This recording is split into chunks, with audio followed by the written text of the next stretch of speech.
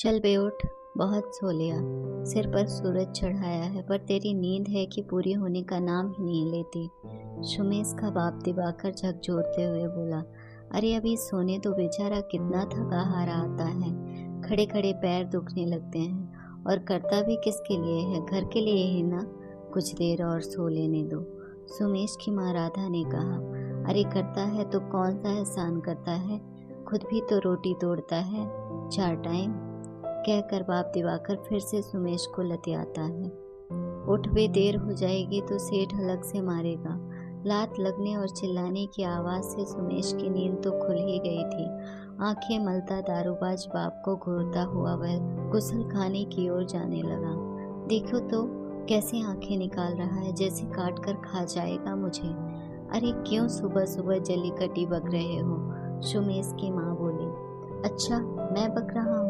और जो तेरा लाडला घूर रहा है मुझे?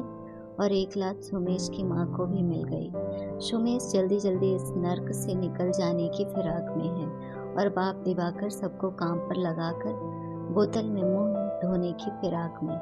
छोटी गलती पर सेठ की गालियां और कभी कभार मार भी पड़ती थी बेचारे 12 साल के सुमेश को। यहाँ सुमेश की माँ राधा घर का सारा काम निपटाकर काम पर चली गई। वह भी घर का खर्च चलाने के लिए दूसरों के घरों में झाड़ू बर्तन करती थी। राधा तो उस बाबा के मजार पर गई थी क्या धागा बांधने। मालकिन के घर पर कपड़े धोने आई एक और काम वाली निर्मला ने पूछा। निर्मला अधेड़ उम्र की थी और राधा की परेशानियों को जानती भी थी, इसलिए वह कुछ न कुछ उसकी मदद करने को तैयार रहती। हाँ, गई थी उसे लेकर। नशे में धुत रहता है दिन रात। बड़ी मुश्किल से साथ चलने को राजी हुआ था। राधा ने जवाब दिया, पर होगा क्या इस सब से?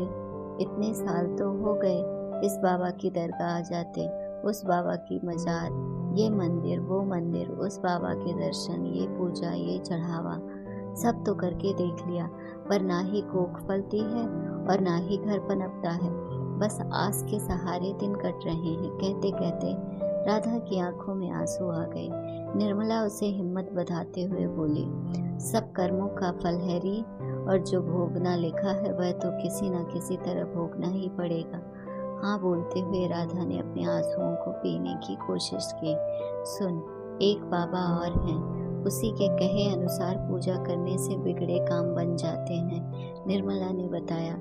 अच्छा, तुझे कैसे पता? राधा ने आंसू पोंछते हुए पूछा। कल ही मेरे रिश्ते की मौसी बता रही थी किस तरह उसकी लड़की की ननद की गोदहरी हो गई और बच्चे के आने से घर में खुशहाली भी छा गई। मुझे तभी तेरा ख्याल आया और उस बाबा का पता ठिकाना पूछ कर ले आई हूँ। अब तू बोल कि कब चलना है? उससे पूछ कर बताऊंगी, पता नहीं किस दिन होश में रहेगा। हाँ ठीक है। वह बाबा सिर्फ इतवार और बुधवार को ही बताता है और कल बुधवार है। अगर तैयार हो जाए तो सीधे मेरे घर आ जाना सुबह ही, फिर हम साथ चलेंगे। मुझे भी अपनी लड़की की शादी के बारे में पूछना है, निर्मला बोली। राधा ने हामी भरी और दोनों काम निपटाकर अपने अपने रास्ते हो लिए। राधा निर्मला की बात सुनकर खुश थी और अगर सब कुछ सही रहा तो उसके घर में भी मनहूसियत दूर हो जाएगी। पर कहीं सुमेश का बाप ना सुधरा तो? आने वाली औलाद के साथ भी उसने यही किया तो? जैसे सवालों ने उसकी खुशी को ग्रहण लगाने की कोशिश की, पर उसने खुद को संभाल लिया। सामने आम का ठेला देखकर राधा को सुमेश की याद आ गई। सुमेश के बाप को भी तो आम का रस बहुत पसंद है। सुबह सुबह बेचारा सुमेश उदास होकर घर से निकला था। आम के रस से रोटी खाएगा तो खुश हो जाएगा और सुमेश के बाप को भी पापा के पास जाने के लिए मना लूंगी। मन में ही सारे ताने बाने बुनकर राधा रुकी और एक आम लेकर जल्दी जल्दी घर के लिए चल पड़ी। घर पहुंचकर जल्दी जल्दी खाना खिलाकर सारे कामों से फ्री होकर राधा सुमेश के बाप से बात करने लगी। शराब का नशा कम था शायद, या आम के रस का नशा हो गया। वह अगले ही दिन जाने को मान गया। अगले दिन सुमेश, उसका बाप और राधा सुबह ही निर्मला के घर पहुंच गए और वहां से निर्मला को साथ लेकर बाबा के ठिकाने पर चल दिए। बाबा के दरवाजे पर 8-10 लोग पहले से ही अपनी अपनी परेशानियों को दूर कर सुखों में बदलवाने के लिए बाहर बैठे थे। एक एक करके सबको अंदर बुलाया जाता। वो लोग भी जाकर बाबा के घर के बाहर वाले कमरे में उन लोगों के साथ बैठ गए। सभी लोग अपनी अपनी परेशानी में खोए थे। यहाँ निर्मला राधा को बीच बीच में बताती जाती कि बाबा से कैसे बर्ताव करना है, और इतनी जोर से समझाती कि नशेड़ी दिवाकर के कानों में भी आवाज़ पहुंच जाती। एक दो बार तो दिवाकर को गुस्सा आया, पर राधा ने उसे हाथ पकड़कर बैठाए रखा। तकरीबन 2 घंटे के इंतजार के बाद उनकी बारी आई।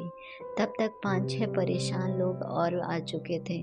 खैर, अपनी बारी आने की खुशी राधा के चेहरे पर साफ झलक रही थी। ऐसे लग रहा था मानो यहाँ से वह बच्चा लेकर और घर की गरीबी यहीं छोड़कर जाएगी। चारों अंदर गए। बाबा ने उनकी समस्या सुनी, फिर थोड़ी देर ध्यान लगाकर बैठ गया। कुछ देर बाद बाबा ने जब आंखें खोली तो आंखें आकार में पहले से काफी बड़ी थीं। अब राधा को भरोसा हो गया कि उसकी समस्या का खात्मा हो ही जाएगा। बाबा ने कहा, कोई है जिसकी काली छाया तुम लोगों के घर पर पड़ रही है। वही तुम्हारे बच्चा ना होने की वजह है। जहाँ तुम रहते हो वहाँ गड़ा धन भी है। चाहो तो उसे निकलवा कर रातों रात सेठ बन सकते हो। दिवाकर और राधा की आंखें चमक उठी। उन दोनों ने एक दूसरे की तरफ देखा। फिर दिवाकर बाबा से बोला, हम लोग खुद ही खुदाई करके धन निकाल लेंगे और आपको चढ़ावा भी चढ़ा देंगे। आप तो जगह बता दो बस। बाबा ने जोर का ठहाका लगाया और बोले, यह सब इतना आसान नहीं है। तो फिर क्या करना होगा? दिवाकर उतावला होकर बोला, कर सकोगे? आप बोलिए तो। इतने दुख सहे हैं, अब तो थोड़े से दुख के बदले कुछ भी कर जाऊंगा। बलि लगेगी, बाबा ने कहा। बस इतनी सी बात? मैं बकरे का इंतजाम कर लूंगा। बकरे की नहीं तो फिर नरबली। दिवाकर को तो जैसे काटो तो खून नहीं।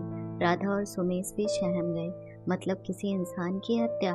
दिवाकर बोला, तो क्या गड़ा धन और औलाद पाना मजाक लग रहा था तुम लोगों को? जाओ, तुम लोगों से नहीं हो पाएगा। बाबा तकरीबन चिल्ला उठा।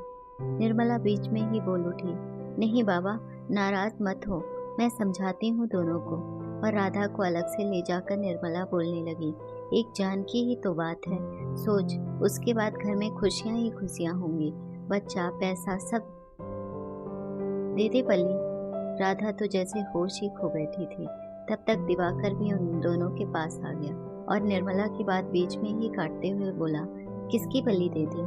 जिसका कोई नहीं उसी की। अपना खून अपना ही होता है, पराये और अपने में फर्क जानो, निर्मला बोली। यह बात सुनकर दिवाकर का जमा हुआ खून अचानक खौल उठा और निर्मला पर तकरीबन झपटते हुए बोला, किसकी बात कर रही है बुढ़िया? जवान संभाल, वह मेरा बेटा है। 2 साल का था जब वह मुझे बिलखते हुए रेलवे स्टेशन पर मिला था। कलेजे का टुकड़ा है मेरा। सुमेश कोने में खड़ा सब बातें सुन रहा था और आंखें फाड़ फाड़ कर देखता रहा। बाबा सब तमाशा देखकर समझ चुका था कि ये लोग जाल में नहीं फंसेंगे और ना ही कोई मोटी दक्षिणा का इंतजाम होगा। इसलिए शिष्य से कहकर उन चारों को वहां से बाहर निकलवा दिया। सुमेश हैरान था। बाहर निकलकर सुमेश के मुंह से यही शब्द निकला, बाबा मैं तेरा गड़ा हुआ धन बनूंगा। यह सुनकर दिवाकर ने सुमेश को अपने सीने से लगा लिया। उसने कसम खाई कि आज के बाद वह कभी शराब को हाथ नहीं लगाएगा। अगर आपको हमारी स्टोरी अच्छी लगी हो तो अपने दोस्तों के साथ भी शेयर कीजिए और कमेंट में ज़रूर बताइए कि कैसी लगी ये कहानी। और हाँ, चैनल को सब्सक्राइब करना ना भूलें।